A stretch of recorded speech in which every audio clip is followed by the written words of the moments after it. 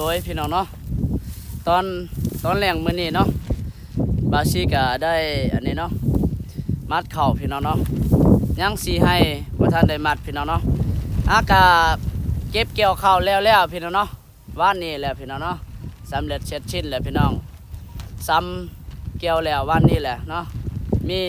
อ้ายแล้วก็เอื้อยเพิ่นมาซอยแดเนาะพอดีแล้วพี่น้องเอ้ยแล้วก็มื้อนี้ก็สิได้มัดเข่าพี่น้องเนาะตอนแรกมื้อนี้มื้อเช้านี้ก็บาซี่ก็ได้ซอยอ้ายกับเอื้อยเพิ่นเกี่ยวข้าวเนาะยังลายให้อยู่เกี่ยวบ่ทันแล้วพี่น้องเนาะมาพี่น้องเนาะเป็นกำลังใจน้ำกันพี่น้องเอ้ยเนาะสิได้มัดเข่ามื้อนี้เนาะนี่ข้าวเฮานี่ได้แต่ ชี้ผ้าเนาะมาเดาเอาปีนี้พี่น้องเนาะเดาเอาน้ำกันเด้อพี่น้องปีนี้นี่สิได้